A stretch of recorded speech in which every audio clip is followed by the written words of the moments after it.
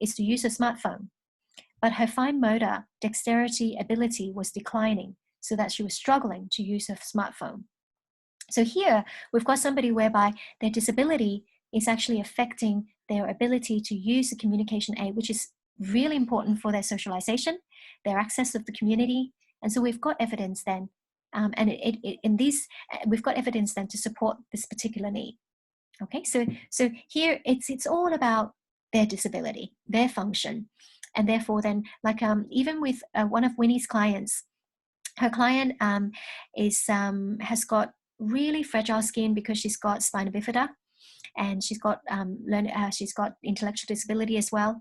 And we want to write a letter to support that this person needs a high thread count bed sheets. And the reason for that is because her skin is so fragile that she was repeatedly going into hospital because of pressure sores. And she only had to roll in bed, and then her skin tears. And we found that a high thread count just makes the actual sheet a lot softer, which then actually was a better way to be able to to reduce the shearing of the sheet on her skin. Now, something like that would be something that a normal person can get, but it would be for other reasons. And in this client's case, their disability mandates them to need something like that for the prevention of, for the management of their disability. So we have sufficient evidence to say that this person needs it. So this is where then AT needs can come into a functional capacity assessment. But we also have to consider, how much is this AT going to be? If it's more than 1,500 and it's not already in their budget, and NDIS is saying we don't want to fund it, this is where then we challenge. Yeah, so we challenge using something like a functional capacity assessment. Now, the last thing, recommend supports and therapy needs. So this is where then, if within the supports part is the highlight, it's actually the main thing. If somebody doesn't have enough support in their current NDIS plan and they want more support, and we have to again challenge NDIS for review of their plan. So an interim review. So they already have like a 1-year plan, half a year plan, 2-year plan, whatever it is. And in that plan, it doesn't give them enough funding to have the supports that they need. So in that case, then we will need to do a functional capacity assessment to actually then look at why we think that the support is recommended. So recently, David did one with another David, and this guy, he had big anxiety problem. And it's a long-lasting psychological issue. It causes him to confine himself and to be fearful of a community outside of his home, to be fearful to have any contact with anybody at all, which then actually further worsens his psychological well-being. And so we had to write this big report basically to say that, because currently he, at the time when we assessed him, he had 2 days of support. If he doesn't have support, he basically doesn't do anything. He doesn't have a shower. He doesn't actually eat. He doesn't do anything at all. But with the support, and that support person isn't actually physically doing anything for him, but actually then giving him that encouragement, giving him the motivation, giving him, and sometimes negotiating with him. And this support worker has really made a big difference. And so we had to write a big plan to say, the wife is doing a PhD in speech pathology, and she's working part-time as well. And she is the person who supports him all the other time outside of the 2 days a week. And so we had to write a big thing to say that actually this person, if we don't support him, the wife's situation will break down, marriage is going to be affected, and all of this is related to his mental health. And this is where then it gets complicated, because the OTs, they have to make that decision about someone's mental health and how that affects their function, how that causes them to be disabled as a result of their mental health, and therefore then what care needs that they need, or what therapy support needs that he needs. So yeah, so these are the reasons. Now, the nitty-gritty practical. Where are these assessment forms? If we've got somebody who is already got a budget, their NDIS plan is all, it's all in good shape, then the assessment that you need is just the one that you can get from Helixy. okay? Because it's pretty basic. We're not challenging anything. We don't need to put anything in detail.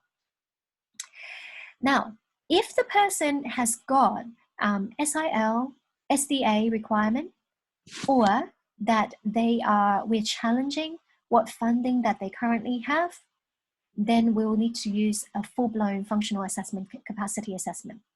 So something that is a lot more, sorry, FCA, not FAC, something that's a lot more detailed. And that's mainly just because we're challenging somebody else's decision. Okay, now in there, I've got the link of how you get there, and I'll show you in a moment what it looks like. But the link is found under stationery. So if you go to G Drive and go to your drive and go to find shared with me, you'll be able to find a folder called stationery, and that's shared from my rehab team with you. From stationery, you go to clinical assessment, outcome measure, then you go to OT, then you'll be able to find those specific functional capacity assessment related to SIL and related to FAC as well. Okay, so that's where you find it. That's the assessment form. So now then, let's look at Halaxy, what that looks like, and I highlight to you in Halaxy what you need to look at. Okay, so here we go. Actually, I'll just put it here. Okay, so tell me if you all can you see it, the Halaxy form now? Yep. Good. Okay, so this is much like your physiotherapy assessment. The thing that we've changed now is we've included a summary of findings and recommendation. And here you'll see that this table is going to be cut and pasted into the service agreement. So it's much easier for Tin to know what to do. Up to this point, our physiotherapy assessment has been that you do the assessment, you list all the findings, and then it's our impression. And then Tin would have to figure out, well, what does that mean?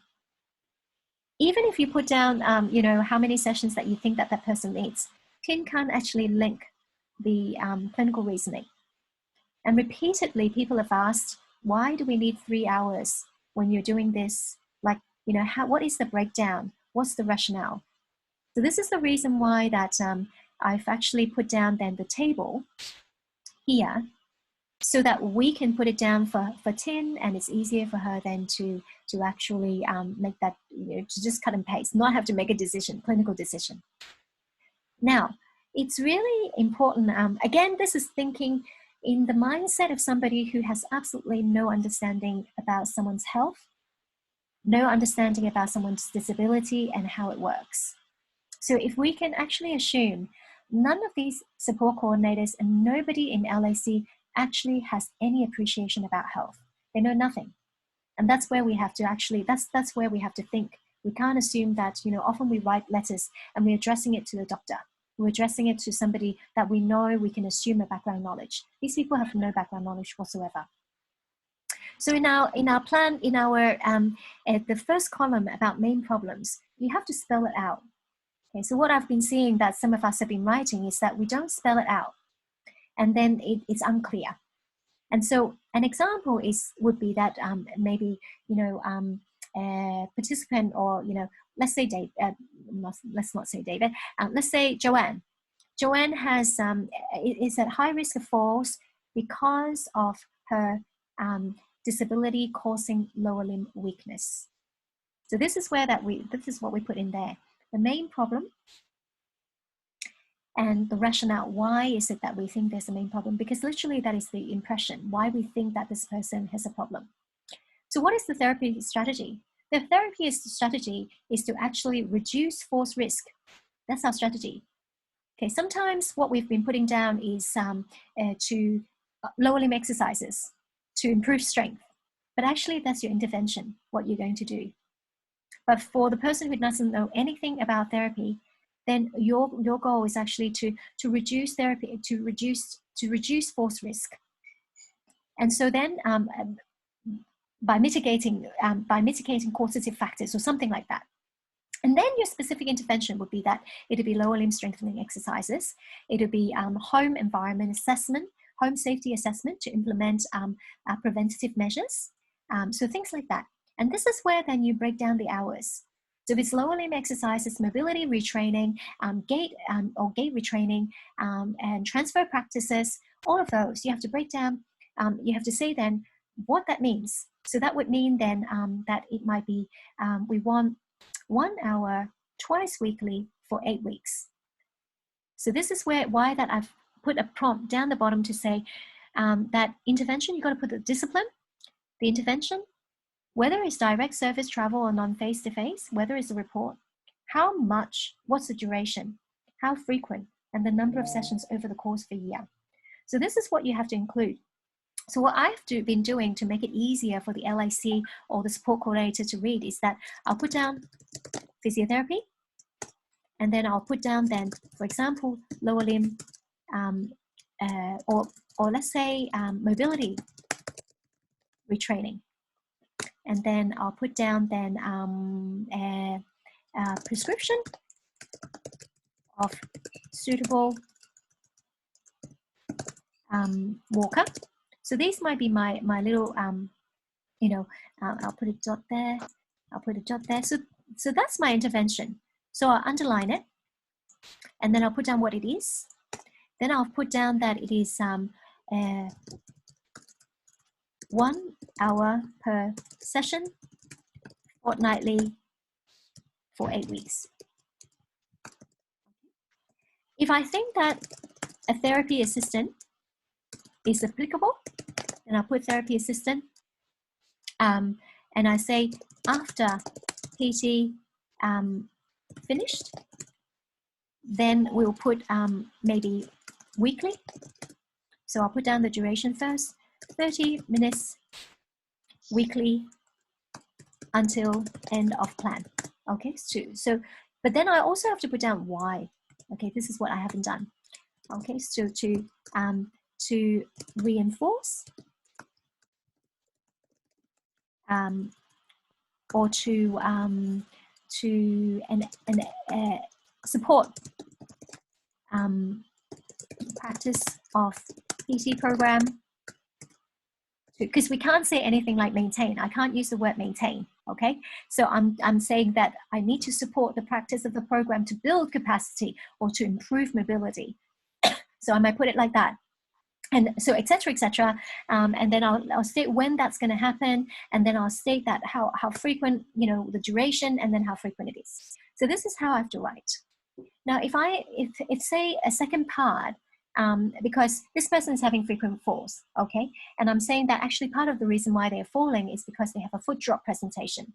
So we can say then in there, so I might actually then merge the bottom. So you can see at the top here, you can merge cell down to say frequent